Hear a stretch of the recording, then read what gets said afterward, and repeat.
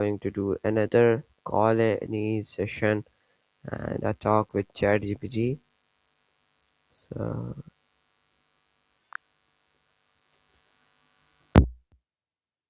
how are you? Hey, I'm here and ready to help. How can I support you today? I'm doing well. So, today I'm here to talk with you on an interesting topic. That sounds great. What kind of topic are you thinking about? Something related to your studies, something personal, or maybe something like technology or business? The topic is how money actually flows from earning to wealth creation. That's a really interesting topic. There's definitely a difference between just earning a salary and actually building wealth. If you want, I can get down of some key steps these people use, or maybe dive into some specific money mindsets. What angle would you like to explore first? I would like to ask you what is money flow in simple terms? Of course. So, money flow basically just refers to how money moves through an economy or even within your personal life.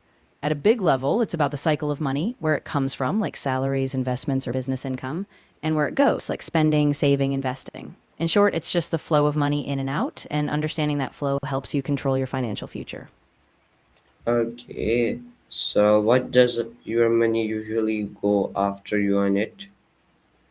Yeah, that's a great question. So, for most people, their money flows into a few main areas. First, there's rent or mortgage, food, utilities. Then there's savings or investments, putting money aside for future goals. After that, it might go to things like debt payments, like credit cards or loans. And of course, some discretionary spending, like entertainment, hobbies, or travel. So it's a balance. Okay, so what is the difference between income and cash flow? Good distinction. So income is basically the total money you earn, like your salary, business revenue, or any sources of payment. Cash flow, though, is a bit broader. It looks at all the money coming in and going out over a period. So you might have a high income, but if you spend a lot, your cash flow could be negative. Cash flow is more about timing, when money actually moves in or out, while income is just what you earn, period. Okay, nice to hear that. Okay, so why do most people struggle to save money? Yeah, that's a really common challenge. A lot of it comes down to habits and just daily choices. Sometimes people don't track their expenses closely or they have unexpected costs. And honestly, sometimes it's just lifestyle inflation. As people earn more, they often spend more. So, building a budget, automating savings, and being mindful of small daily purchases can make a big difference. Okay, and can you tell us what is passive income in detail? Absolutely. Passive income is money you earn with little to no ongoing effort after the initial setup.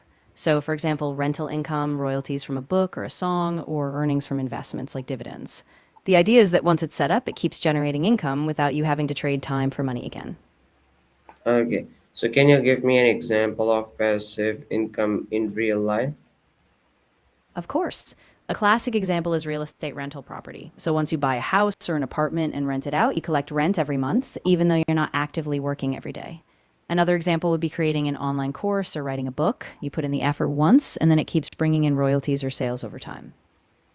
Okay, why is saving alone not enough to build wealth? Yeah, that's a big one. So, just saving money is important, but it doesn't grow your wealth on its own. Inflation eats away at the value of money over time, so you need it to work for you. Investing, whether it's in stocks, businesses, or real estate, helps your money grow faster than just sitting in a savings account. Okay, so what happened if you only earn but never invest? Yeah, that's a really tough cycle. If you only earn but don't invest or grow your money, you can stay stuck. Basically, you're relying solely on your next paycheck.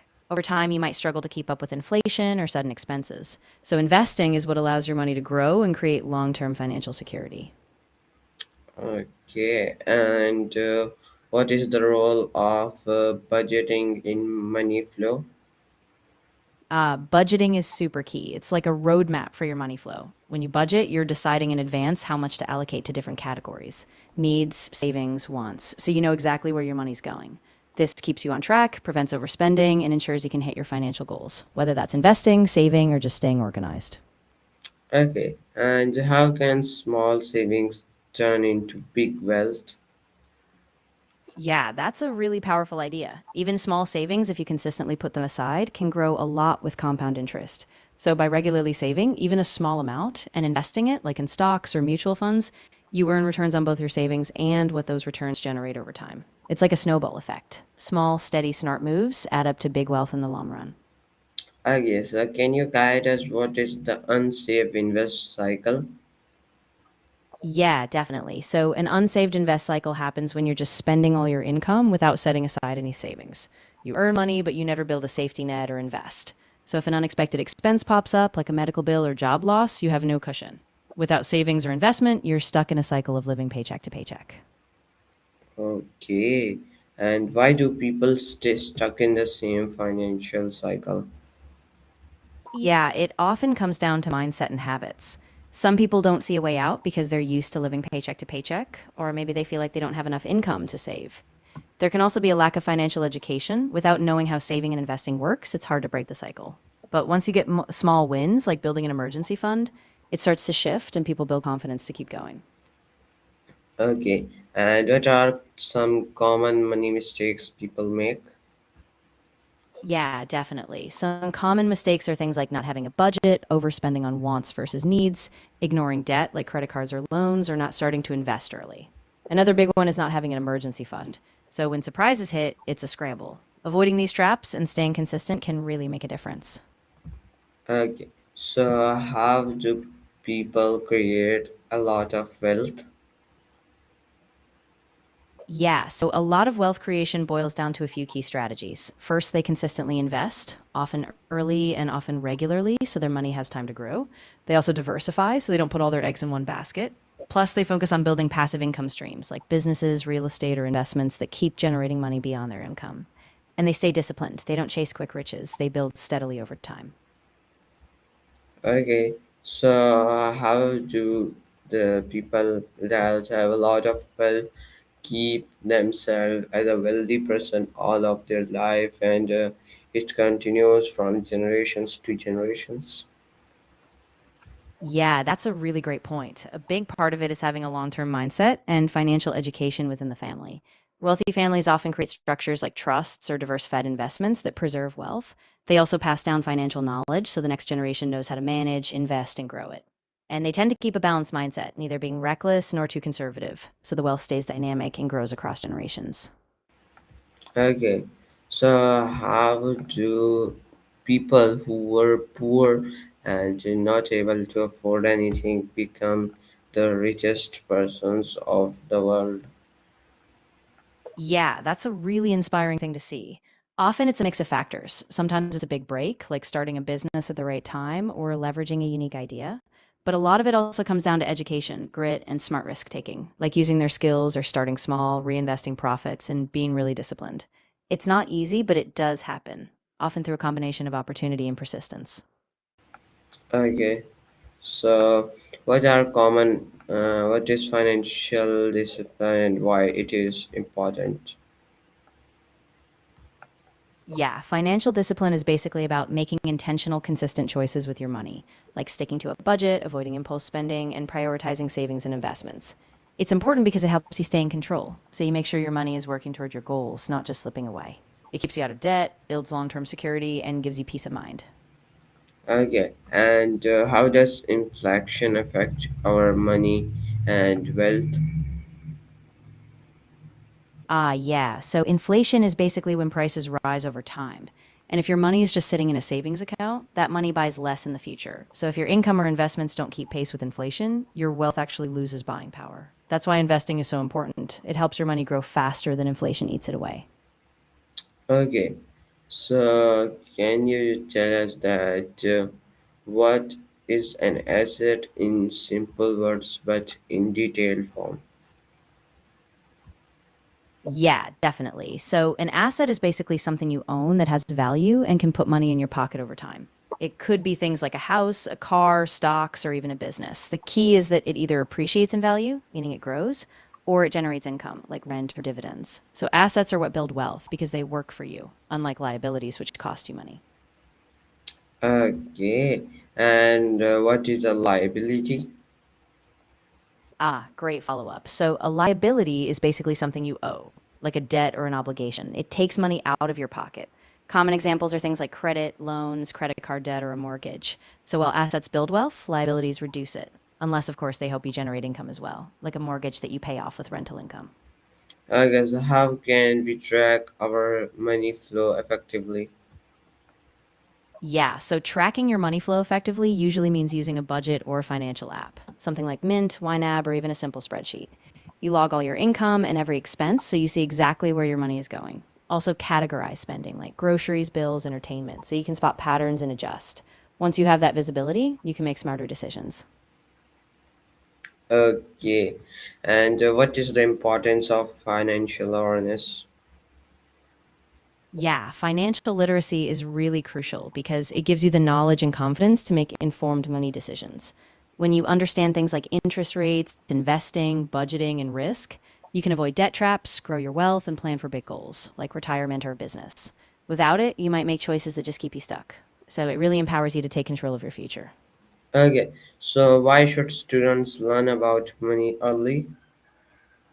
Oh, that's a big one. The earlier students learn about money, the more time they have to build good habits like saving, budgeting, and investing. It helps them avoid common pitfalls like debt or overspending and gives them a head start on financial independence. Plus, when they get to adulthood, they're just way better equipped to make smart financial choices. Okay, so how can we increase our income sources? Yeah, great question. So, one way is to upskill. Learning new skills, especially in tech or business, can open doors to higher paying jobs. You can also diversify, like starting a side hustle, freelancing, or even investing in small businesses. Another option is monetizing your hobbies, like creating content, consulting, or offering specialized services. So, it's all about expanding what you do and where you earn. Okay, and what Yeah. habits improve money management? Ooh, great question. Some key habits are things like tracking every expense, paying yourself first by automatically saving a portion, setting clear financial goals, and reviewing your budget regularly. Also, being mindful about big purchases, thinking them through before buying can really keep your money management on track. Okay, and how do rich people manage their money differently? Yeah, that's a great point. Wealthy people often focus on building and diversifying assets, investing in stocks, real estate, or businesses so their money works for them. They also tend to think long term, reinvesting profits instead of just spending. Plus, they often work with financial advisors, so they get expert guidance on taxes, investments, and wealth preservation. Okay, ChatGPT, so tell me what is the role of risk in money growth? Yeah, absolutely. So, risk is kind of a necessary part of money growth because generally, the higher the potential return, the higher the risk. So, when you invest in things like stocks, real estate, or even starting a business, you're taking on some risk. But that risk, when managed wisely, is what gives your money the chance to grow much faster than if it just stayed in a savings account. Okay, so why do some people earn more but still stay broken? Yeah, that's really tough, but often it's because of a combination of factors, like not having financial education, not knowing how to budget, or taking on debt they can't manage. Sometimes they rely on high consumption or lifestyle inflation, so even if they earn more, they just spend it right away. And without assets or investments, their money never really multiplies, so they stay stuck in the same cycle. Okay, and what is the difference between being rich and being wealthy? Ah, good distinction. So being rich usually means you have a lot of income or cash flow at the moment, like a high salary or big bonuses. Wealth, though, is more about long term assets, investments, businesses, and things that generate income even when you're not working. So wealth is more sustainable. It's like financial security for the long haul. Okay, and how does lifestyle inflation affect money flow? Yeah, so lifestyle inflation is when your spending rises as your income rises. So if you get a raise or a new job, instead of saving or investing that extra money, you upgrade your lifestyle. Bigger house, fancier car, and that reduces the gap between what you earn and what you keep. So your money flow stays tight, no extra savings or investments, and your wealth doesn't grow for you. Okay, why is striking expenses important? Yeah, it's super important because it helps you see exactly where your money is going. When you track expenses, you can identify small unnecessary purchases or patterns you might not notice otherwise. That way, you can adjust, cut back where needed, and make sure you're prioritizing your savings goals. It gives you control over your money flow. Okay, so tell me what is the negative flow cash flow of money and what is the positive cash flow of money? Yeah, good question. So, a negative cash flow happens when you're spending more than you earn. Basically, money's going out faster than it's coming in. On the flip side, positive cash flow is when your income exceeds your expenses. So, you have extra money left over. And that surplus is what you can save, invest, or use toward building wealth. Okay. How do emotions affect spending habits? Yeah, emotions have a huge impact. When we're stressed, anxious, or even super happy, we sometimes spend more impulsively, like retail therapy or just to reward ourselves. So, being aware of that emotional spending is key. Pausing before buying, checking in with yourself so you don't let emotions derail your financial goals. Okay, so why do people overspend even when they know it's wrong? Yeah, that's a really common struggle. Often it's about instant gratification. People want that immediate comfort or reward, even if they know it's not good for them long term. Also, habits play a big role. If overspending is a regular coping mechanism, it's hard to break.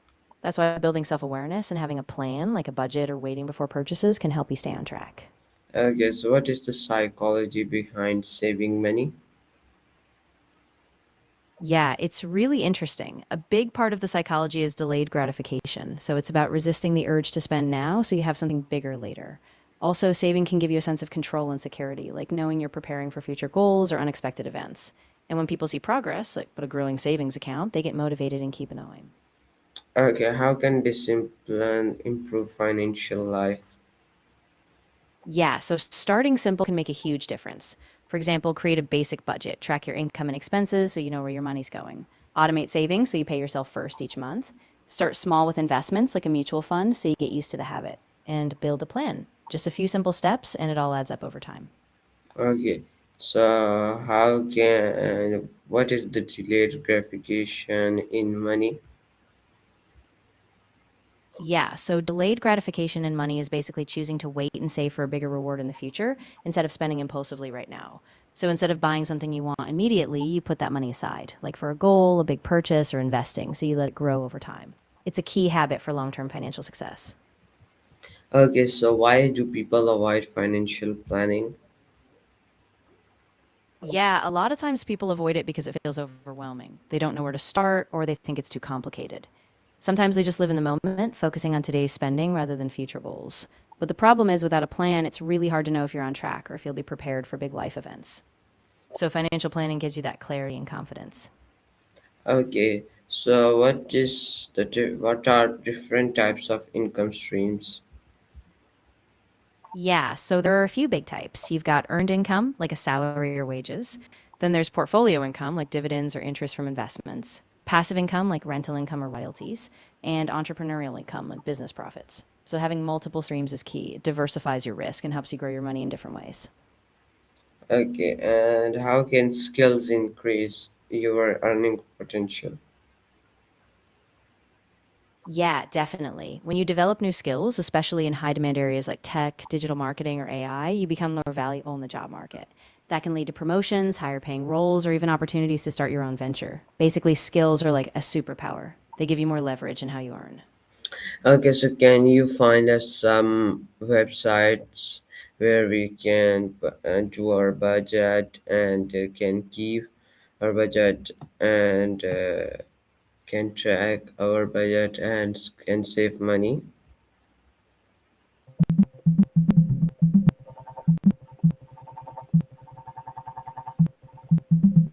Sure, I found some great websites to help you track your budget and savings. For example, Mint is a free tool that links your bank accounts and categorizes expenses. You Need a Budget, YNAB, uses a method where every dollar has a purpose, and Pocketsmith offers long term financial forecasting. Other options include Spendy for shared budgets or Tiller Money if you like working with spreadsheets. So you can pick one based on your needs. Okay, so what is the 50/30/20 rule? Yeah. So the 50/30/20 rule is a simple budgeting framework. You split your after tax income this way: 50% goes to needs like rent, bills, groceries, 30% to wants like entertainment, dining out, and 20% to savings or debt repayment. It's a flexible guideline that keeps your finances balanced. Okay, so how can you build a saving habit? Yeah, building a saving habit starts with consistency. You can automate your savings, like set up a direct transfer right when you get paid, so you don't even have to think about it. Start with a small percentage, just something manageable, then gradually increase it. Also, set clear goals like a vacation and emergency fund so you stay motivated. Over time, it just becomes a habit. Okay, so what happens if you start investing early? Oh, it's really powerful. When you start investing early, you give your money more time to grow through compounding. Even small contributions can snowball over years. So by the time you reach major goals like buying a house or retiring, those early investments can make a huge difference. So the earlier you start, the better. What financial habits should you start today? Yeah, a few really good ones to start today would be tracking all your expenses so you know exactly where your money's going, automating a small percentage of your income to savings, and setting a clear financial goal, like an emergency fund or a future investment. The earlier you build these habits, the more secure your financial future will be. Okay, so how can you improve your financial knowledge? Yeah, that's a great move. You can improve your financial knowledge by reading books like on personal finance or by following reputable finance websites or podcasts. You can also take online courses. Many platforms offer free or affordable classes, or even follow financial influencers who break down concepts. And just staying curious, always asking questions helps you grow your confidence. Okay, what is the role of mentors in financial growth? Yeah, mentors can be really powerful. They offer guidance based on their own experiences, help you avoid common mistakes, and give you a clearer perspective on big financial decisions. They can also keep you accountable, like if you set goals, they'll check in, help you adjust, and keep you on track. So having a mentor can really accelerate your growth. Okay, how can you teach money concept to beginners? Yeah, a good approach is to keep it really simple and practical. Use everyday examples, like explaining a budget with things they already spend on. Break concepts down step by step. Use analogies like comparing saving to planting seeds. And give them small exercises, like tracking 1 week of expenses. Keep it relatable and keep it step by step so they build confidence along the way. Okay, so what is your biggest money mistake and what did you learn from that? That's a good one. I think one of the biggest money mistakes I made early on was not starting to invest sooner. I was just saving, but I wasn't letting that money grow. Once I realized how powerful compounding is, I started investing, even in small amounts, and that really changed my trajectory. Okay, is saving more important than earning more? Yeah, that's a great question. Honestly, both matter. Earning more gives you a bigger base, but saving is what ensures you keep and grow that money. If you just earn more but never save, it can slip away. So the ideal is a balance boost income, but also build strong saving habits so it compounds. Okay, and can anyone become wealthy with the right strategy? Yeah, absolutely. With the right strategy, like starting early, investing consistently, diversifying your income streams, and staying disciplined, you can definitely build wealth over time. It's all about being patient, making smart decisions, and sticking to those long term goals. Okay, is money management more important than income level? Yeah, in a lot of ways it is. You can earn a high income, but if you don't manage it well, like spending all of it, you will build wealth. On the flip side, if you manage a moderate income carefully, saving, investing, avoiding debt, you can grow it significantly. So money management is really the foundation. Okay, so what is risk versus return?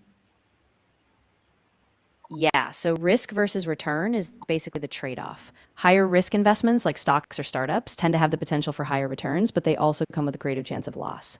Lower risk options like bonds or savings accounts offer steadier but usually lower returns. So the goal is to balance them based on your comfort level and your long term goals. Okay, so how does compound growth work in real life?